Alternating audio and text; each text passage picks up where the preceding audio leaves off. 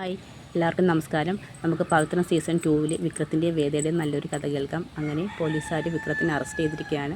കോടതിയിൽ കൊണ്ടുവരുന്ന വിക്രത്തിനെ കാണുന്ന വേദയ്ക്ക് നല്ല വിഷമമാവുന്നുണ്ട്. എങ്ങനെയെങ്കിലും ദർശനെ കണ്ട് സംസാരിച്ച് വിക്രത്തിനെ പുറത്തിറക്കാൻ ശ്രമിക്കുകയാണ് വേദ. പക്ഷേ ദർശനെയും കൂട്ടിക്കൊണ്ട് വരുന്നത് ശ്രീകാന്താണെന്ന് മനസ്സിലാക്കുന്ന വേദയ്ക്ക് പിന്നെ ദർശനെ കാണാൻ പോലും സാധിക്കുമായിരുന്നില്ല. പിന്നെ ശ്രീകാന്തിൻ്റെ ഗുണ്ടകൾ മുഴുവൻ വേദയെ അന്വേഷിച്ച് നടക്കുകയാണ്. അവളെ എവിടെ കണ്ടാലും കൊന്നുകളയാൻ തന്നെയാണ് ശ്രീകാന്തിൻ്റെ ഗുണ്ടകൾ പറഞ്ഞിരിക്കുന്നത്. വിക്രത്തിൻ്റെ കുഞ്ഞിനെ എങ്ങനെയെങ്കിലും അവരിൽ നിന്ന് രക്ഷിക്കണമെന്ന് കരുതുന്ന വേദ നേരെ പോകുന്നത് ഓട്ടോയിൽ നേരെ പോകുന്ന റെയിൽവേ സ്റ്റേഷനിലോട്ടാണ്. റെയിൽവേ സ്റ്റേഷനിൽ ചെല്ലുമ്പോഴും അവിടെ ശ്രീകാന്തിൻ്റെ ഗുണ്ടകളെയാണ് കാണുന്നത്. അത് കണ്ട് ഭയക്കുന്ന വേദ എത്രയും പെട്ടെന്ന് ഇവിടുന്ന് നാട് വിട്ട് തന്നെ പോകണമെന്ന് പറയുന്നു. അങ്ങനെ പെട്ടെന്ന് വരുന്ന ഡൽഹിയിലേക്കുള്ളൊരു ട്രെയിനാണ് കാണുന്നത്. ആ ട്രെയിനിലോട്ട് വേദ കയറുന്നു. ഗുണ്ടകളിൽ നിന്ന് എങ്ങനെ എൻ്റെ വിക്രത്തിൻ്റെ കുഞ്ഞിനെ എനിക്ക് സംരക്ഷിക്കണമെന്ന് കരുതി വേദ ട്രെയിനിൽ കയറി വേദ നേരെ ഡൽഹിയിലോട്ടാണ് പോകുന്നത്. അതിനുശേഷം ശങ്കരനാരായണൻ വിക്രത്തിനെ എങ്ങനെയെങ്കിലും രക്ഷിക്കാൻ വേണ്ടി തെളിവുകളെല്ലാം ശേഖരിക്കുകയാണ്. ദർശനെ നേരിട്ട് കാണണം, കണ്ട് സംസാരിച്ച് വിക്രത്തിനെ ജയിലിൽ നിന്ന് പുറത്തിറങ്ങണം.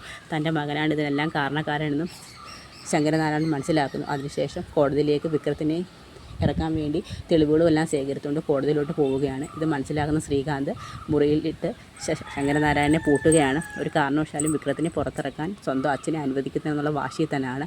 അതിനുശേഷം നേരെ ദർശൻ്റെ അടുത്ത് വന്ന് ഇല്ലാത്ത കഥകളെല്ലാം പറഞ്ഞു കൊടുത്ത് ചന്ദ്രശേഖരനെയും അനിയൻകുട്ടനെയും ഇല്ലാതാക്കിയത് വിക്രമാണെന്നും അവനെ നേരിട്ട് കൊല്ലുന്നത് ഞാൻ കണ്ടെന്നുമൊക്കെ എല്ലാ കള്ളക്കഥകളും പറഞ്ഞു കൊടുത്ത് ദർശനെ തിരിച്ചിരിക്കുകയാണ്. അങ്ങനെ ദർശനാണ് കോടതിയിൽ വിക്രത്തിനെതിരെ വരുന്ന അഡ്വക്കേറ്റ്.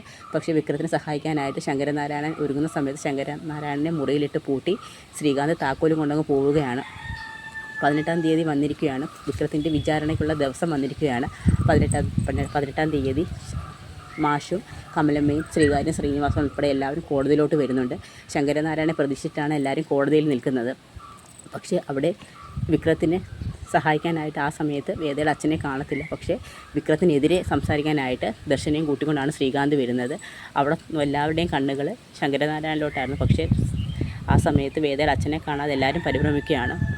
ആ സമയത്ത് ജഡ്ജി ചോദിക്കും, പ്രതിക്കെതിരെ വാദിക്കാൻ ആരും വന്നിട്ടില്ല, വക്കീൽ വന്നിട്ടില്ല എന്ന് ചോദിക്കുന്ന സമയത്ത് എല്ലാവരും നിശബ്ദരായി നിൽക്കുകയാണ്. ആ സമയത്ത് ദർശൻ പറയും, പ്രതിയെ രക്ഷപ്പെടുത്താൻ പറ്റത്തില്ലെന്ന് ഉറപ്പുള്ളതുകൊണ്ടാണ് വക്കീലന്മാരാരും കോടതിയിൽ ഹാജരാവാത്തതെന്ന് പറയും. ഇവൻ തന്നെയാണ് ചന്ദ്രശേഖരൻ കുറുപ്പിനെ കൊന്നതെന്ന് പറഞ്ഞ് തെളിവുകളെല്ലാം ദർശൻ ഹാജരാക്കുകയാണ്. ദർശൻ്റെ കള്ള തെളിവുകൾക്കുമേൽ ഒന്നും ചെയ്യാൻ മാഷിനും വിക്രത്തിനും സാധിക്കുമായിരുന്നില്ല. കോടതിയിൽ നിന്ന് എല്ലാ തെളിവുകൾ ഉൾപ്പെടെ ദർശൻ വിക്രത്തിനെതിരെ വാദിക്കുകയാണ്. എല്ലാവരും സഹായം ചെയ്ത് കൊടുക്കുന്നത് നമ്മുടെ ശ്രീകാന്താണ്. അതിനുശേഷം ദർശൻ പറയുന്നുണ്ട്, ഇവൻ തന്നെയാണ് സ്വന്തം ഭാര്യയുടെ സ്വത്ത് അടിച്ചെടുക്കാൻ വേണ്ടി ഇവൻ തന്നെയാണ് സ്വന്തം ഭാര്യയെ ഇല്ലാതാക്കിയെന്ന് പോലും സംശയമുണ്ട്. വേദയെ കണ്ടെത്താനുള്ള ശ്രമവും കോടതിയിൽ നിന്നുള്ള അനുവാദം കൊടുക്കണമെന്ന് പറയുന്നുണ്ട്.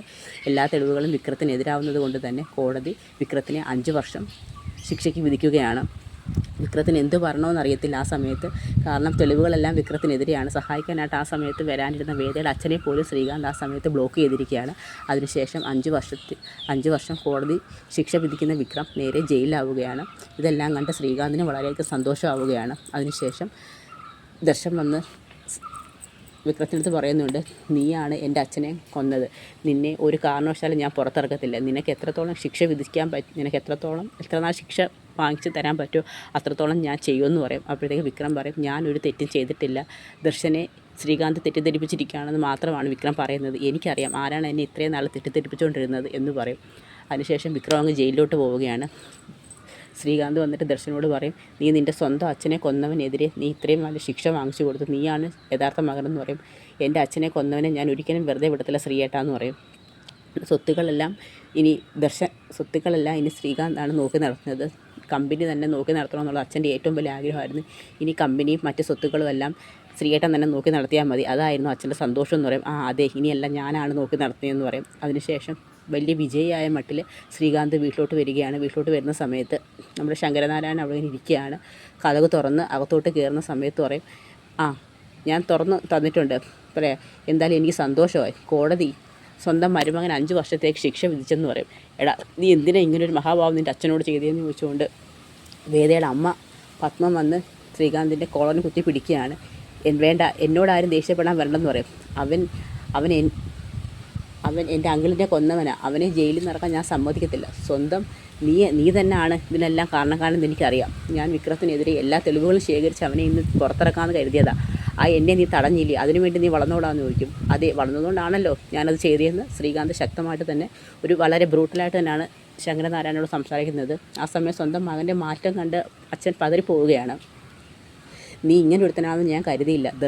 ദർശനെതിരെ ഇല്ലാ കഥകളെല്ലാം പറഞ്ഞു കൊടുത്ത് സ്വന്തം അച്ഛനെ കൊല്ലിച്ചവനെന്ന് പറഞ്ഞുകൊണ്ട് നീ വിക്രത്തിനെതിരെ എല്ലാ തെളിവുകളും നീ കൊടുത്തില്ലെന്ന് പറയും. അതെ, അവൻ തന്നെയാണല്ലോ ചന്ദ്രശേഖര അങ്കിളെ കൊന്നെന്ന് പറയും.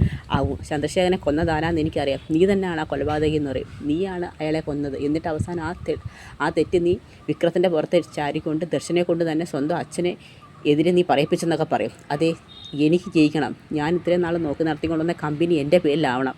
ഇനി ഈ കാണുന്ന സ്വത്തുക്കളും കമ്പനിയല്ല എൻ്റെ പേരില്ല. എന്നെ അനുസരിക്കാൻ കഴിയുന്നവർ മാത്രം ഇവിടെ താമസിച്ചാൽ മതി, അല്ലെന്നുണ്ടെങ്കിൽ ഇറങ്ങി പോകാം എല്ലാവർക്കും എന്ന് പറഞ്ഞുകൊണ്ട് ശ്രീകാന്ത് ശക്തമായിട്ട് തന്നെ പത്മത്തോടും നമ്മുടെ ശങ്കരനാരായണനോട് സംസാരിക്കുകയാണ്. ഇതെല്ലാം കണ്ട് ദീപ്തി വളരെ പതറി നിൽക്കുകയാണ്.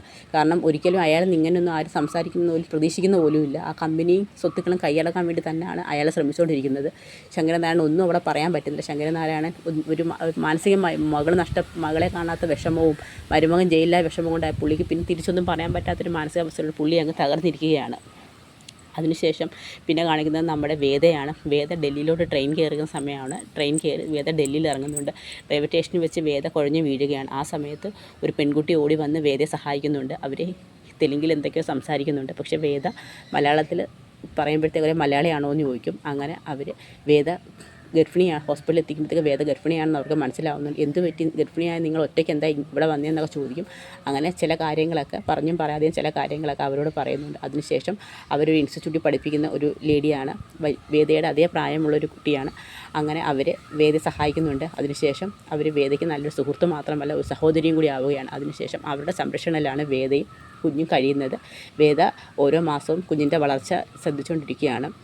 ആ സമയത്ത് വിക്രത്തിൻ്റെ ഒരു പാസ്പോർട്ട് സൈസ് ഫോട്ടോ മാത്രമേ വേദയുടെ കയ്യിലുള്ളൂ. വേദ ആ ഫോട്ടോ നോക്കി വിക്രത്തിനെ ഓർത്ത് ഇങ്ങനെ വിഷമിച്ചിരിക്കുകയാണ്. എൻ്റെ വിക്രത്തിന് എന്ത് പറ്റിക്കാണും, ജയിൽ എൻ്റെ വിക്രത്തിന് ശിക്ഷ കിട്ടി കാണും, അച്ഛൻ വിക്രത്തിനെ പുറത്തിറക്കി കാണുമോ, എന്തായിരിക്കും വിക്രത്തിൻ്റെ മാനസികാവസ്ഥ, ഞാൻ ഗർഭിണിയാണെന്നുള്ള കാര്യം വിക്രം അറിഞ്ഞിരിക്കുമോ എന്നൊക്കെയുള്ള പല കാര്യങ്ങളും വേദ ഇങ്ങനെ മനസ്സിൽ പറയുന്നുണ്ട്. ആ സമയത്ത് ആ കുട്ടി വന്നിട്ട് വേദയെ താമസിപ്പിക്കുന്നിടത്തോട്ട് വരികയാണ്. ആ സമയത്ത് വേദ പറയുന്നുണ്ട് എനിക്ക് തുടർന്ന് പഠിക്കാൻ ആഗ്രഹമുണ്ടെന്ന് പറയും. അങ്ങനെ അവരൊരു ഇൻസ്റ്റിറ്റ്യൂട്ടിൽ പഠിപ്പിക്കുകയാണ്. അവിടെ തന്നെ വേദ തുടർന്ന് പഠിക്കാൻ ആഗ്രഹിക്കുന്നുണ്ട്. അതിന് വേദ പഠിച്ച് സിവിൽ സർവീസിന് വേണ്ടി പഠിക്കുകയാണ്. അതിനുശേഷം വേദ എപ്പോഴും അകത്തിരിക്കുന്നതാണ്. അപ്പോൾ ഇങ്ങനെ ഒറ്റയ്ക്ക് ഇരുന്ന് കഴിഞ്ഞാൽ പല വിഷമങ്ങളും ഉണ്ടാവും, നമുക്ക് കുറച്ച് നേരം പുറത്തോട്ടൊക്കെ ഒന്ന് പോയിട്ട് വരാമെന്ന് പറയും. അങ്ങനെ വേദയും കൂട്ടി അവർ പുറത്തോട്ടൊക്കെ പോകുന്നുണ്ട്. അങ്ങനെ അവർ നല്ല രീതിയിൽ നല്ലൊരു സുഹൃത്ബന്ധം ഒരു ഉടലെടുക്കുകയാണ് അവിടെ. അങ്ങനെ അവരുമായിട്ട് നല്ല രീതിയിൽ പുറത്തൊക്കെ പോയി വേദയുടെ ആ ഒരു മനസ്സ് നല്ല രീതിയിൽ ഫ്രീ ആവുന്നുണ്ട്. വേദ പഴയ കാര്യങ്ങളൊക്കെ മറന്ന് പുതിയൊരു ജീവിതത്തിലോട്ട് വളരുകയാണ്. നമ്മുടെ വിക്രത്തിൻ്റെ കുഞ്ഞും വളർന്നുകൊണ്ടിരിക്കുകയാണ്.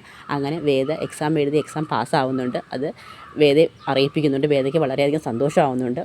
അങ്ങനെ വേദ നമ്മുടെ വിക്രത്തിൻ്റെ കുഞ്ഞിന് ജന്മം കൊടുക്കാനുള്ള ആ ഒരു സമയം വന്നെത്തുകയാണ്. അങ്ങനെ പ്രസവവേദന വരുന്നുണ്ട്. അങ്ങനെ വേദയെ ഹോസ്പിറ്റലിലാക്കുന്നുണ്ട്. അങ്ങനെ വേദ ഹോസ്പിറ്റലിൽ വിക്രത്തിൻ്റെ കുഞ്ഞിന് ജന്മം കൊടുക്കുകയാണ്. അതിനുശേഷം വേദയ്ക്ക് സിവിൽ സർവീസ് എഴുതി വേദയ്ക്ക് പോസ്റ്റിംഗ് കിട്ടുകയാണ്. അത് ഫസ്റ്റ് പോസ്റ്റിംഗ് ആന്ധ്രാപ്രദേശിലോട്ടാണ്. അങ്ങനെ വേദ കുഞ്ഞുമായിട്ട് ആന്ധ്രാപ്രദേശിലോട്ട് താമസിക്കാൻ വരികയാണ്. അതൊക്കെയാണ് നമ്മൾ ഇനി വരാൻ പോകുന്ന സീസൺ 2 കാണാൻ പോകുന്ന ഭാഗങ്ങൾ. അപ്പോൾ എല്ലാവർക്കും കഥ ഇഷ്ടമായ ഒന്ന് സബ്സ്ക്രൈബ് ചെയ്യണം, കേൾക്കണം. എല്ലാവർക്കും ഒരു നല്ല ദിവസം നേരുന്നു. നന്ദി.